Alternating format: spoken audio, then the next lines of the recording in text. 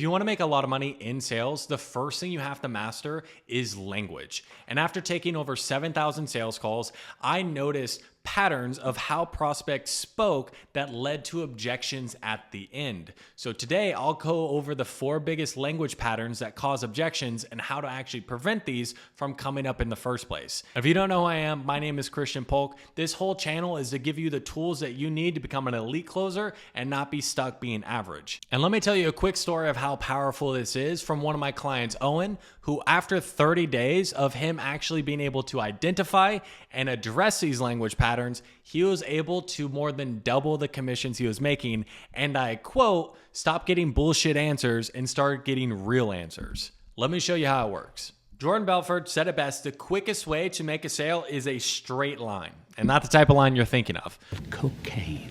So we take a look at this representation of a sales call right here. From start to please take my money, the quickest way and the easiest way to get there is just going to be a straight line. So it's your job as the closer here to take the prospect by the hand from the start of the conversation and through your sales process, get them, present them at the end to where they say, please take my money, I'll buy whatever it is you're selling. You take the payment and you get the sweet, sweet commissions.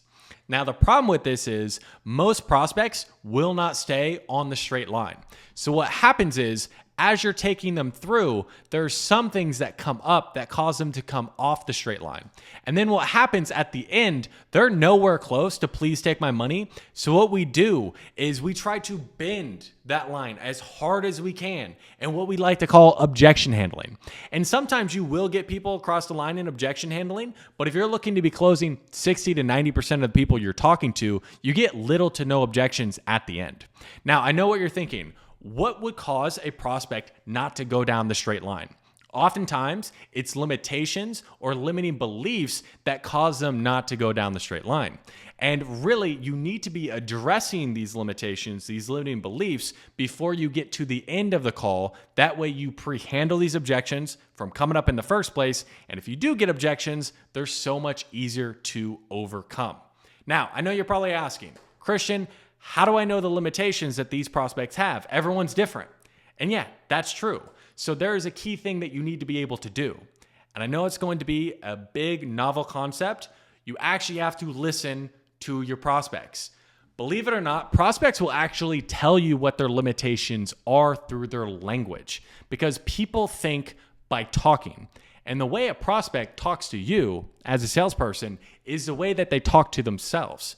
So if they use limiting language when they talk to you, understand they're using limiting language when they talk to themselves. And that limitation is going to cause doubt, which is going to cause them to give you objections. Now, there are 4 types of language patterns that if a prospect uses this type of language, it's going to tell you that if it's not corrected, there is going to be an objection at the end. Number 1 is going to be wishful language. Now, if you don't know who this is Ted from a movie where they wished upon a star and they made a teddy bear come to life. Okay? It's not real. That's the biggest thing. So when a prospect talks in a way that they're not talking about anything real, you're taking them through a process where you're building into pain and future, success, future pacing and consequences on things that aren't real. Prospects will typically say things like, yeah, I wish, it would be nice, I would like, I would want to. And this is going to be a key indicator that you're not talking about something real. Okay? The next one is going to be something to where they are using emotional out language. Like, here's a shrink ray. They minimize. Like, the problem's not that bad. And when somebody minimizes their problem, they're telling themselves a story of why they're not where they want to be. And why they're not where they want to be, because honestly, it's not that bad being where they're at right now. What this is going to cause is a lack of urgency. Because if things aren't that bad, they're going to have no urgency to change them. Okay?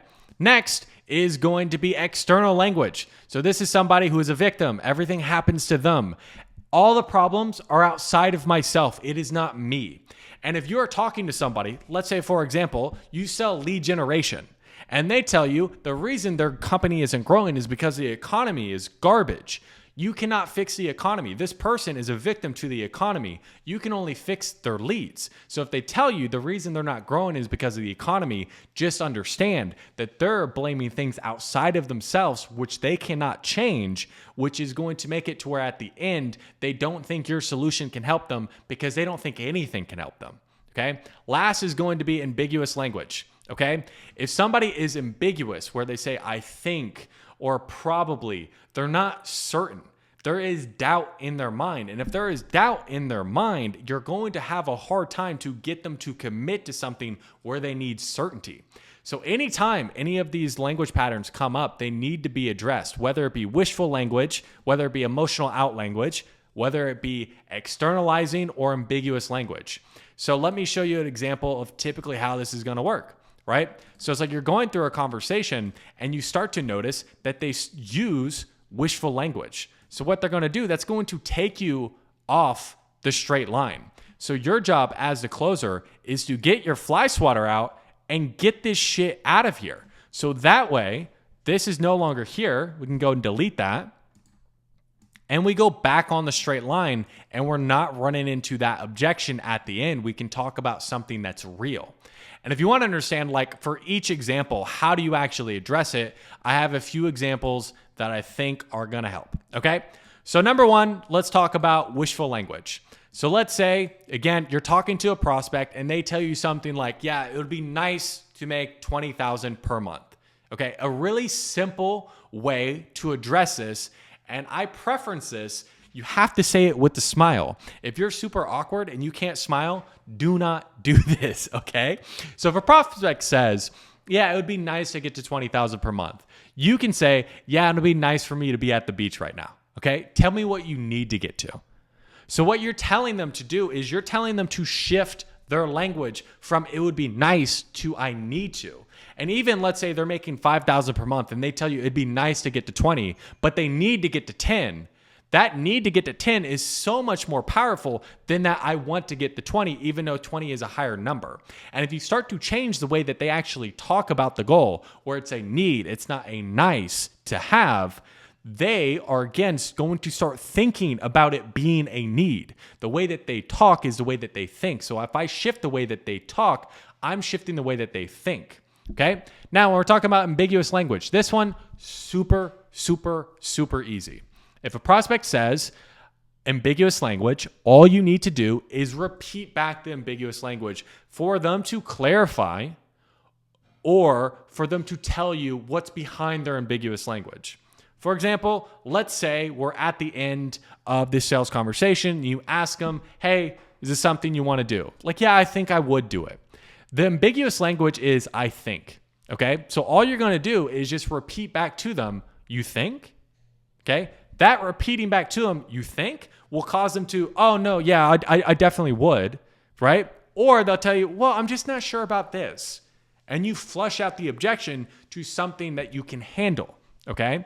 So that way you get them to be more certain in their way of thinking. Okay, next, we have emotional out language, okay? So again, let's talk about somebody who you're having the conversation with and they tell you that it's not that bad, right? We're trying to dig into their pain. We're trying to really build that urgency, right? Because we know we need that. And they're telling you, well, honestly, bro, it's not that bad, okay? So let's walk you through it, okay? So at first, the prospect says, well, I mean, it's not that bad, okay? You can say something like this. Well, do you feel like that might be part of the problem? And I'll just stop. And you want them to, again, either question back, they can agree, they can, like, it doesn't really matter.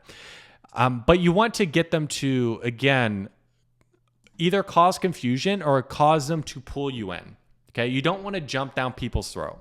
Well, do you feel like that might be part of the problem? Pause. Because if we keep telling ourselves it's not that bad, like, where's the drive to change? Like, confused. Because if we keep on telling ourselves it's not that bad, where's the drive to change? Well, I'm not sure. Because can I share a perspective? Yeah. Again, pause. Get them to answer. Don't just bulldoze people. I feel like I have to over explain that part. And then you use an analogy of why it's not okay to minimize your problems or to not care. This one's super simple. It's like I just call it the Super Bowl analogy. Well, I mean, if you're in the Super Bowl and one of your teammates didn't care if you won or lost, would you want them as your teammate? Why not? I've never had anybody say, yeah, I want that person as my teammate, right? They're always going to say no. And then you're going to say, why not? You are putting something in their brain. You need them to defend it. That's why this why not is super important. Okay? Right. Because there's no real emotion that's driving them forward. So be real with me because I'm on your team.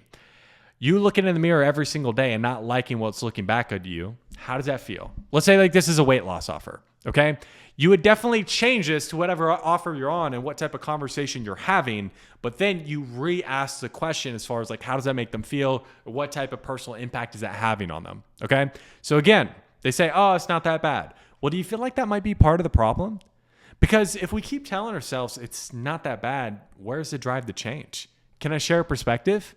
If you were in the Super Bowl and one of your teammates didn't care whether they won or lost, like, would you want them as your teammate? Well, why not?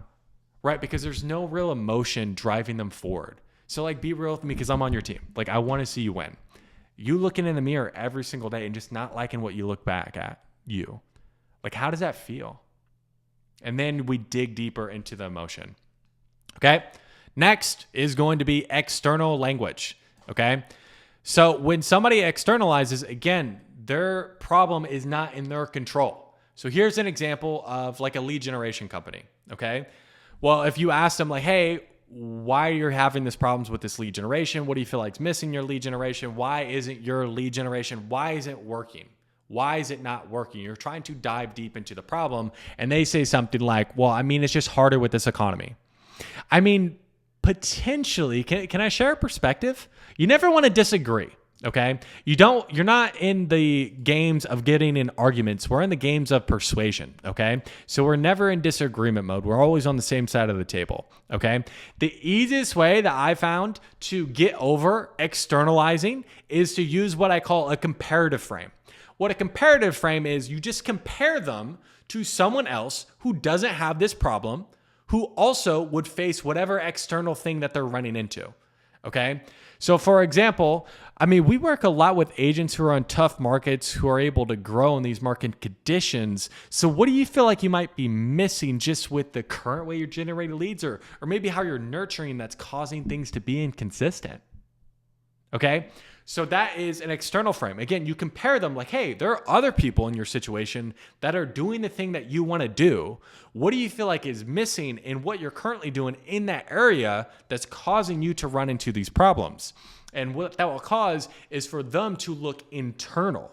You need them to look internal at they are the problem.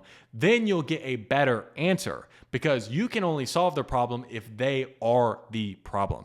Hopefully you found that valuable. If you did, leave your biggest takeaways in the comments, like, subscribe, all that fun stuff. And if you want my help on doubling your sales, just like I did with Owen, check out the first link in the description. If not, go ahead and check out this video on how to ask better questions from a real life sales example. See you guys next time.